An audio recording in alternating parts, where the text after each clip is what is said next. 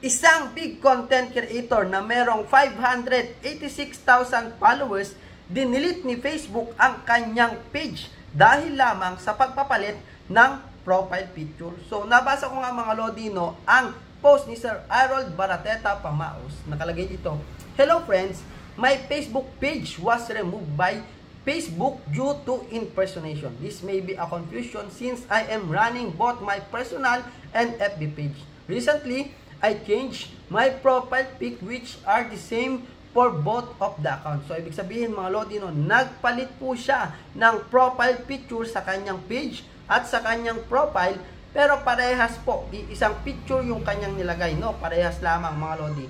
At nakalagay pa dito, "Facebook sent me a notif that my appeal is declined." So grabe mga Lodino, kahit siya yung may-ari ng Facebook page na yon, dinecline pa rin ni Facebook yung kanyang appeal. Grabe yon mga Lodino. So pagka kasi mga ganitong klaseng instances, no, pwede po tayong mag-appeal. Ang problema nga lang, yung kanyang appeal dinecline kahit siya yung may-ari. At kapag ka po ganyan, meron lamang po tayong 30 days, no? 30 days. Sa akin kasi mga Lodi, before may Facebook page ako, kaso deleted na din ni Facebook, no? Meron po akong page, nagkaroon din po ako ng problema, and then binigyan ako ng pagkakataong makapag-appeal ni Facebook sa loob ng 30 days. Nag-appeal din ako, pero dinecline din ni Facebook yung aking appeal. Kaya yung page ko na yon is wala na din, no? So wala talaga tayong magagawa kapag ganyan yung naging nangyari sa atin or decision sa atin ni Facebook, no? Wala tayong kalaban-laban.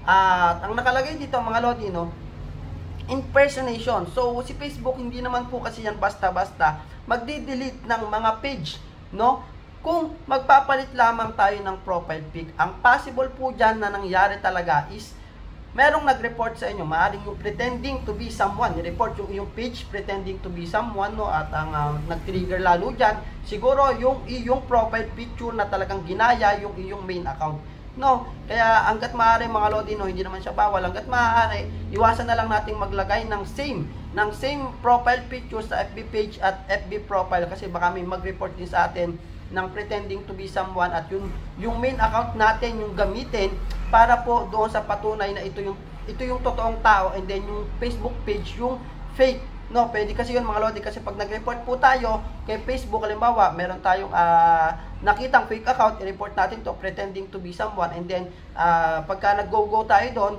hahanapin po natin doon yung tunay na tao na ito yung tunay, no, at itong nire-report ko na to is yung nagpe-pretend, no. So ayun nga mga Lodi, no, kapag kaganyan mas maganda mag-ingat na lang tayo, iwas na lang tayo sa pagpapalit ng profile page na same sa ating FB page at FB profile, kasi baka meron diyang mga talagang walang magawa sa buhay na i-report ka kay Facebook. Okay? Although si Facebook naman ay hindi naman talaga natin masasabi kung ano yung magiging desisyon niya, kasi nga AI yung nagde-detect diyan, at wala tayong magagawa kapag ganyan na yung nangyari, no. Which is kasi ako, experience ko, wala na akong nagawa doon sa page ko, hindi ko na yun nahabol, deleted na yun.